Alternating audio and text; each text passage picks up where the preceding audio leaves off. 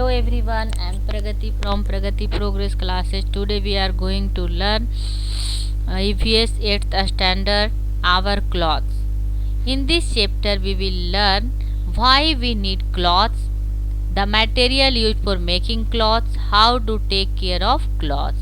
Let us start this chapter. Long ago people used to live in forest and did not wear clothes. They covered their bodies with leaves, bark of trees and skin of animals.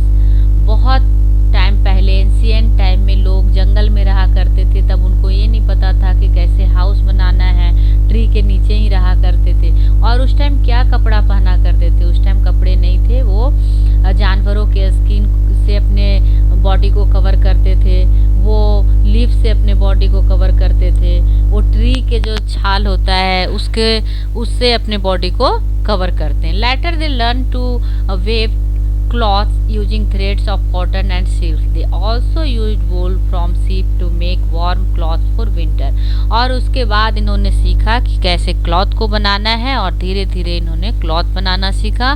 और ये जो सीप है उससे का वूल लेके अपना body को कवर करने के लिए सीखे, उससे ऊनी कपड़े बनाने के लिए सीखे ताकि विंटर में इनका बॉडी वार्म रह सके। Do you recognise this famous character? He used to live in jungle. Can you guess what his clothes were made of? But as time passed, man found different material to make his clothes. ये Mowgli है, आप इसको पहचानते हो, इसको आपने देखा होगा, ये जंगल में जानवरों के साथ रहता है। बहुत सारे इसको मूवी में देखा होगा आपने, इसका सीरियल भी है। तो ये क्या पहनता होगा आपने सोचा? जानवर लोग तो कुछ नहीं पहनते हैं, तो ये लीफ से अपने बॉडी को कवर कर रखा है ना। अभी नाउ टाइम अभी क्या है, बहुत सारे मटेरियल यूज होते हैं क्लॉथ्स बनाने के लिए। Why do we wear clothes? Clothes cover the body and protect us from heat, dust, insect bites, rain and cold. Cloth must be comfortable. They also make us look smart, stylish and beautiful. Clothes हमारे body को protect करता है heat, insects, bite, rain and cold से।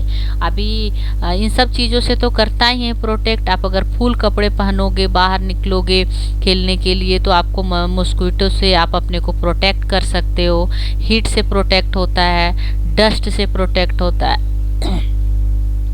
Clothes must be comfortable. They also make us look smart, stylish and beautiful. और अच्छे stylish कपड़े पहन के आप स्मार्ट भी दिख सकते हैं। और हमेशा क्लीन क्लॉथ और आयरन क्लॉथ ही पहनना चाहिए। Sometimes the cloth also help to describe the job of person. और कभी कभी कपड़े क्या है, यूनिफॉर्म से आप उनको पहचान लेते हैं कि हाँ ये पर्सन का कौन सा जॉब है, ये कौन से जॉब करते हैं। जैसे पुलिस का यूनिफॉर्म देख के आप जान जाओगे कि ये पुलिस मैन है। पायलट का यूनिफॉर्म देख के आप जान जाओगे ये पायलट है। और ये स्कूल यूनिफॉर्म से आप जान जाओगे बच्चे किस स्कूल के हैं। Clothes and weather. We wear different clothes according to the weather. In the summer season it is hot, so we sweat a lot. Light colored cloths do not absorb much heat and keep us cool. The cloths made of cotton absorb sweat. Loose fitting cloths let the air in. We feel comfortable in such clothes. और summer season में जो light colour के कपड़े पहने जाते हैं, तो light colour का जो कपड़ा होता है वो हीट बहुत ही कम एब्जॉर्ब करता है, जिससे हमारा बॉडी कूल रहता है। और जो स्वेट होता है इस टाइम पे गर्मी के कारण जो स्वेटिंग होते हैं, पसीनों जो हो जाते हैं, तो वो पसीना भी ऑब्जर्व करता है कॉटन क्लॉथ और लाइट क्लॉथ। और हमेशा हमें ढीले ढाले कपड़े पहनने चाहिए, लूज फिटिंग, जो गर्मी के मौसम में। उससे क्या होता है कि ईजिली हमारे बॉडी में एयर आता है। During the winter season we wear thick clothes. They are made of wool, fur, leather और flannel. They keep the body warm. और विंटर सीजन में हमारे बॉडी को कवर करने के लिए वूलन क्लॉथ का इस्तेमाल किया जाता है ताकि हमारे बॉडी बॉडी का जो गर्मी है वो बाहर ना निकले और हमारा बॉडी वार्म रहे। During rainy season, we wear raincoat and gum boots. Raincoats are made from waterproof material and gum boots are made from rubber. और जो गम बूट होता है वो रबर का बना रहता है ताकि वो बारिश में उसका कोई नुकसान ना हो सके और बारिश में आप खुद को सेव रखें। और रेनकोट भी वाटरप्रूफ मटेरियल से बना रहता है। Material for clothes, clothes can be made from natural fibres और सिंथेटिक फाइबर। सिंथेटिक फाइबर को बोला जाता है man made, wool and cotton. Early man discover that sheep hair can be rolled into a loose yarn and weaving into cloth. Hence he started to make woolen cloths. Man also learned to make fiber from plants like cotton.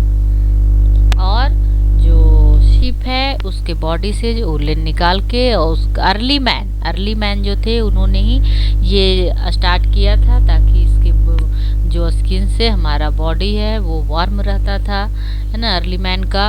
और इस तरीके से फिर उन्होंने अभी के time में भी इससे कंबल बनाए जाते हैं, ब्लैंकेट और स्वेटर वगैरह बॉडी को कवर करने के लिए। Silk In China, man discovered how to use the fine thread from the cocoon of the silkworm to weave beautiful silk fabric. और चाइना के लोगों ने ये डिस्कवर्ड किया कि कैसे हम सिल्क वॉर्म से वेव करके सिल्क बना सकते हैं और इससे कितने सुंदर सुंदर कपड़े बन सकते हैं। तो ये तो आपको पता होगा, जो कि मैंने पिछले चैप्टर में ऑलरेडी आपको बता रखा है। सिल्क वॉर्म और ककून जो एक कीड़ा होता है और उसके द्वारा से वो धागा प्राप्त किया जाता है। Nylon, man has also learn to make synthetic fibre from crude oil. This is use to weave a fabric called nylon और अ नायलोन। ये होता है मैन मेड होता है और इसको नायलोन का कपड़ा बोला जाता है। नायलोन का कपड़ा क्या है, ये जल्दी सूख जाता है और ये कंफर्टेबल तो नहीं होता है, लेकिन हाँ देखने में लगता है ज़्यादा अच्छा। How this fibres are change to fabric, भी फाइबर को फैब्रिक में कैसे चेंज कर देते हैं ये हम जानते हैं, ठीक है। Spinning, the raw fibres cotton, silk, wool और synthetic fibres are twisted to make thread और yarn. This is called spinning. This spinning was earlier done on charkha in India. Later on the spinning jenny was used. Now sophisticated machines in textile factories do their work. Mahatma Gandhi encouraged the use of hand woven fabric khadi. और हमारे देश में India में ही ये discovered हुआ था और हमारे महात्मा गांधी जो हमारे देश के राष्ट्रपिता हैं उन्होंने वो चरखा पे अपने लिए खुद वो क्लॉथ बनाते थे। और खादी का कपड़ा बहुत ही कंफर्टेबल होता है हमारे लिए। और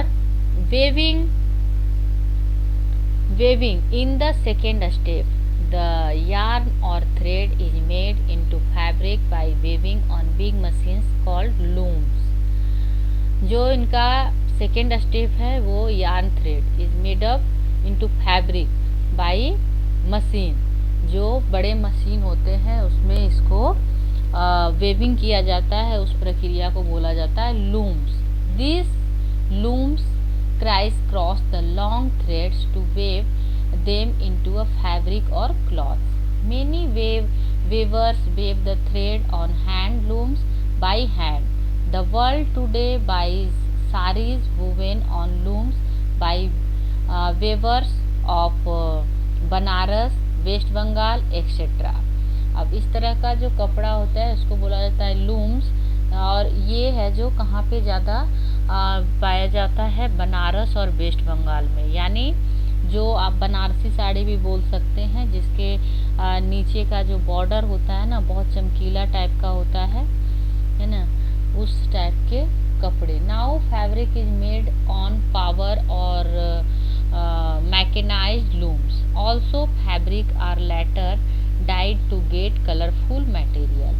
और इस तरह से जो है वो आजकल मैकेनाइज लूम्स होते हैं और बहुत ही कलरफुल होते हैं, कलरफुल मटेरियल होता है।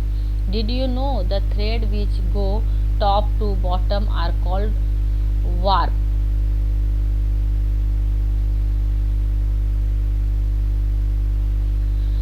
Furnishing of the fabric, dyeing. The process by which a fabric is given color is called dyeing. अब डाइंग क्या होता है, जो फैब्रिक है यानी जो धागा है उसको कलर्ड किया जाता है, उस प्रक्रिया को डाइंग बोला जाता है। ये देखिए इस तरीके से जो वेवर हैं वो पहले इसको फैब्रिक को पहले कलर कर रहे हैं, यानी जो धागा है जिससे कपड़ा बनाया जाता है, अगर कॉटन का है तो उसको कॉटन को भी कलर किया जाता है, डिफरेंट डिफरेंट टाइप से कलर कर देंगे तभी तो वो अच्छे लुक अलग अलग कलर में आता है। The fabric is put into large vessels containing hot water with different color dyes mixed in them. Then the fabric is dried and we have the colored fabric ready to use or print. और जो different colour को mix करके गर्म पानी में डाल के और उसके बाद उसमें कपड़े को डाल के और उसको ड्राई कलर किया जाता है, उसके बाद उसको सुखाया जाता है और इस तरह से भिन्न भिन्न कलर उपयोग किया जाता है हमारे क्लॉथ बनाने के लिए। Now beautiful pattern are printed on the coloured fabric, this is done in various way. और बहुत ही तरीक़ों से इनको अलग अलग कलर का करने के लिए बहुत ही मेहनत किया जाता है, तब जाके डिफरेंट कलर हमारे पास पहुंच पाता है। The final stage of the finishing step is when a special treatment is given to the fabric that makes it waterproof और स्टॉप इट फ्रॉम श्रिंकिंग और wrinkling. This makes the fabric smooth and gives it a shine too. The fabric is now ready for fashioning into cloths. अब इस तरह से इनको dry करके इनको सुखाया जाता है ताकि ये वाटरप्रूफ हो जाए, यानी कि वाटर डालने से इनका कलर बाहर ना आए और ना ही ये श्रिंक हो, सिकुड़े भी ना। और इस तरह से फैब्रिक है जो बहुत ही स्मूथ हो जाता है और शाइन भी करता है। उसके बाद ये फैब्रिक रेडी हो जाता है फैशनिंग क्लॉथ बनने के लिए।